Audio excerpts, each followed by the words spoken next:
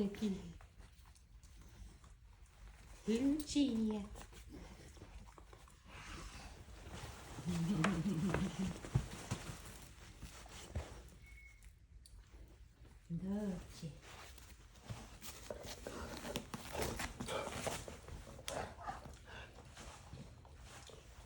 Well, good morning, y'all. This is kind of how the puppies wake up.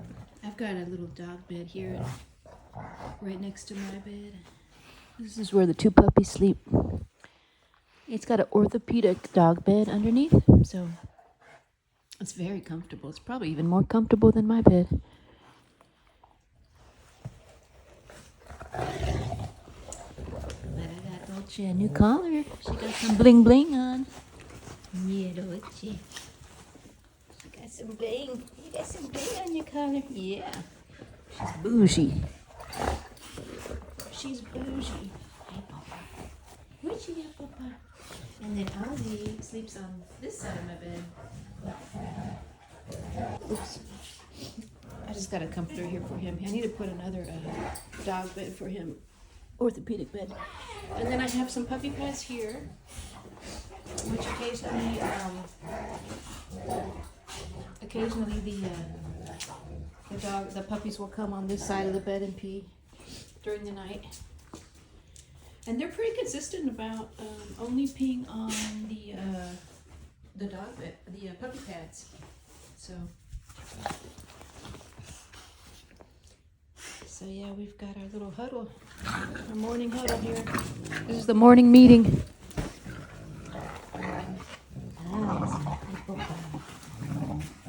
Dolce is pretty good about playing with him. I think partly that's because she's really still a puppy in her mind. She never really seemed to come out of that puppy stage, so she's a good playmate for him. Although she will occasionally correct them, so she's not all puppy. Oh, and then this little nightstand here has a little cubby hole in it, and I put a mat in there, and it's a nice little cubby, little den space for tequila, for the little pit bull puppy. She loves it. When she really wants to get away from the big dog, she'll go crawl up in that little space.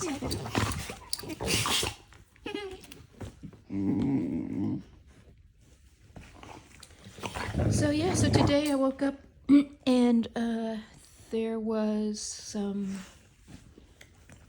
this is my bathroom, I need to clean it today, but there was some two well-formed poops on the puppy beds.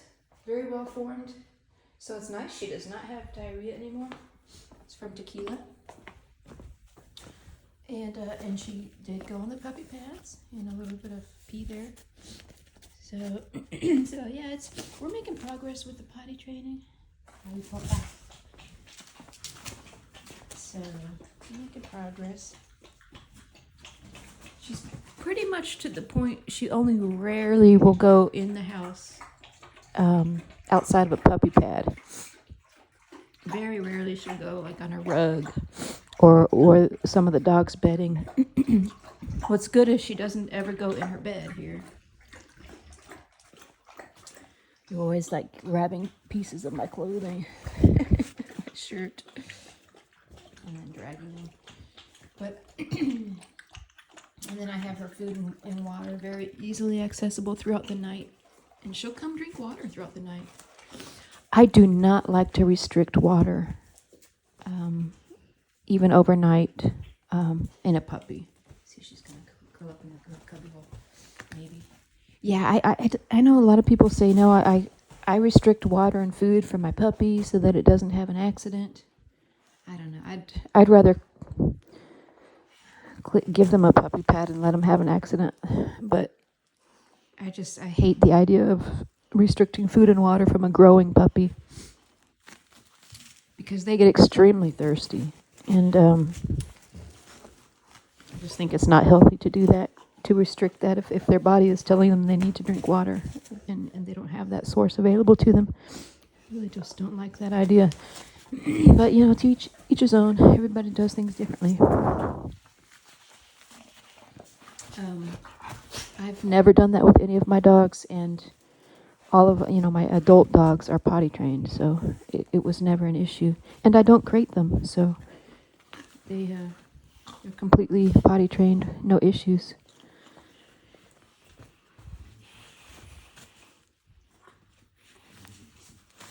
But see how Dolce will suckle on bedding sometimes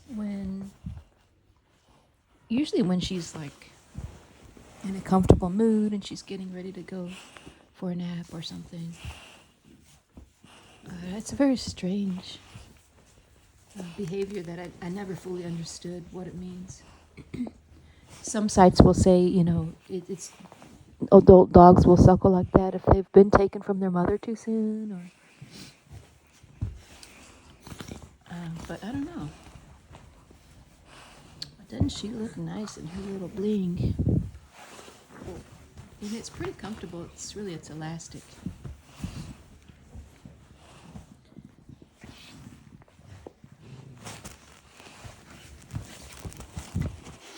Lucia got one too, although it's too big. I got her a little blingy color. It's a little bit too big. She'll grow into it probably in a week.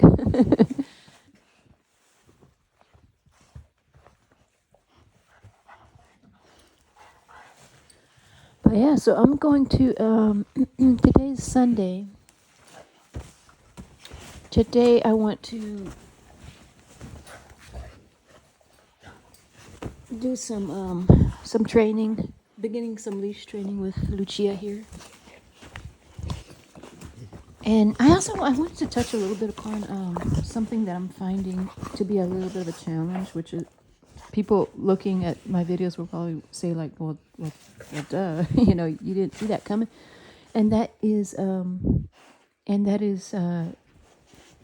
need to make sure I don't neglect, as far as emotionally, not physically, but like kind of attention-wise, neglect any of the dogs, because I have 5 now, and with 2 puppies, I do most of my time is spent by necessity on the puppies, because I have to be by them like 24/7 to make sure they're not getting into something or getting hurt.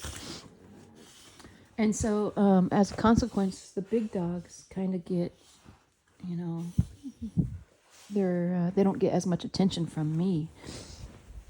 And as it is, I work full time Monday through Friday, and so I have to be very careful that I still give the attention needed to the big dogs, and it's a challenge, and but it can be done. And I just wanted to kind of remind myself, and also put it out there to people that, you know, I know some people have multiple Cane Corso, more than 2, and especially if they don't have lots of help in their household. How do they do it?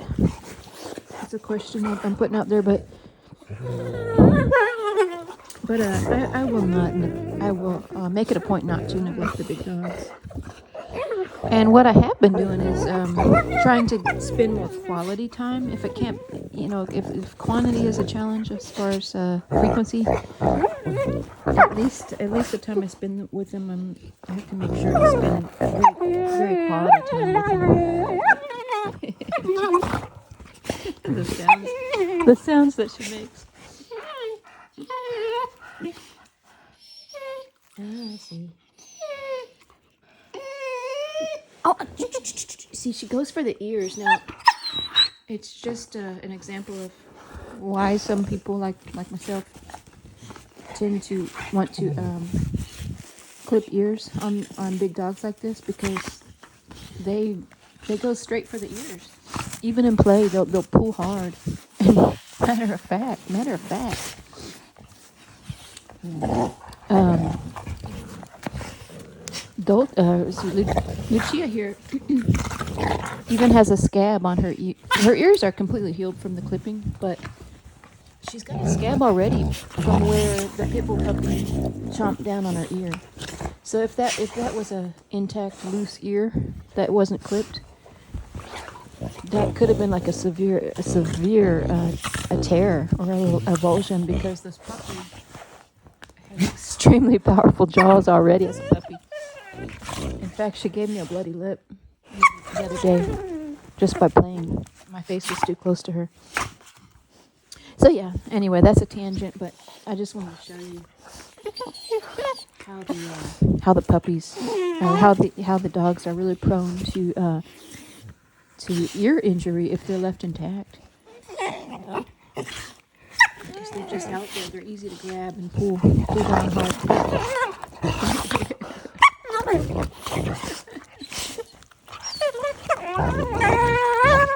But yeah, so I will spend quality time, and so what I want to do partly today is do just that, spend some quality time one-on-one with the big dogs. And so kind of my, I did think about this before getting the 2 additional dogs, adding them to my pack. How am I going to divide my time up and make sure each dog gets quality time? And what I had come up with is, the nice thing about having a large pack is you can take 1 or 2 dogs out on their own with you, and the remaining dogs at home will still be okay. They'll still be kind of in a little mini pack. They won't feel like left out. Whereas if you only had 2 dogs or 3 dogs, then the absence of the dogs that you take out, the absence will be felt more by the remaining dogs at home. And so that's my plan, is what I'm going to do is take out, I'll probably take out Dolce today. Either Dolce or Ozzy, or maybe both individually, and just take them for a walk down the block and reinforce some leash training. And I'll do this at either like 30-minute intervals or maybe even an hour. And that actually is a great idea, not only to give the adult dog the attention that it needs, but also, you heard about this pack psychology? It's almost like with humans, mob psychology. It can be dangerous when your pack is facing, like I guess the short of it is, like, if you have one dog that does something it's not supposed to do, say maybe attack something it's not supposed to, then the remaining dogs will act as a pack. The pack psychology or the mob psychology, they'll follow suit, even though they might not have otherwise if it weren't for that one dog instigating it. So, that can be dangerous. And so I don't know. I'd like to still remain focused individually on the dogs as well. They're still going to have that pack psychology, though. But I want to make sure it doesn't get like. I want to make sure that they're still looking to me for direction. See how she caught that? How she's pulling on her ears.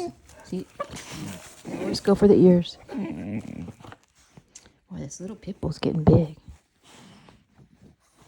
But she's starting to suckle here too. I don't know. Maybe she sees Dolce doing it. Hi, Papa.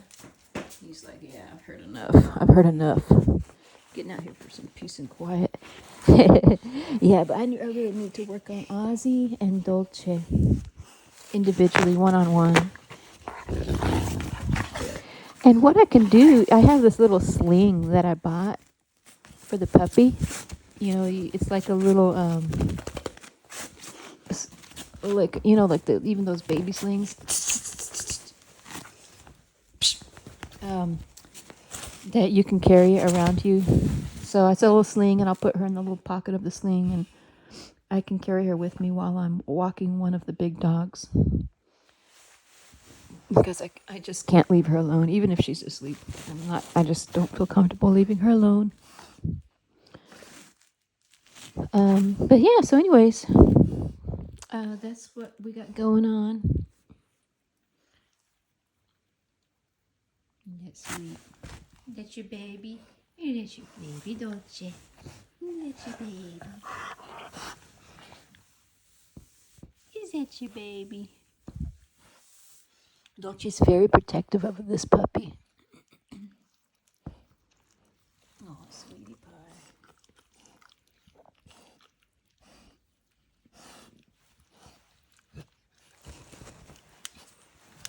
Dolce would be a very good mother because she's very attentive and protective to the young ones. Good girl. Tequila.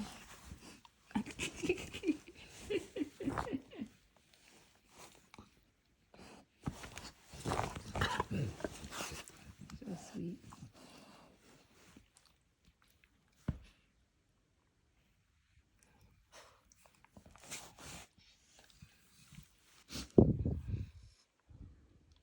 Anyway, I hope you're all having a good day, and I will talk to you on the next one. Damn, look at those teeth. Ooh-wee. She has got some chompers. Oh, sweetie pie.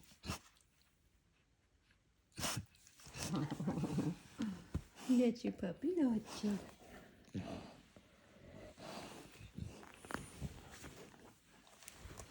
Oh, well, see y'all on the next one.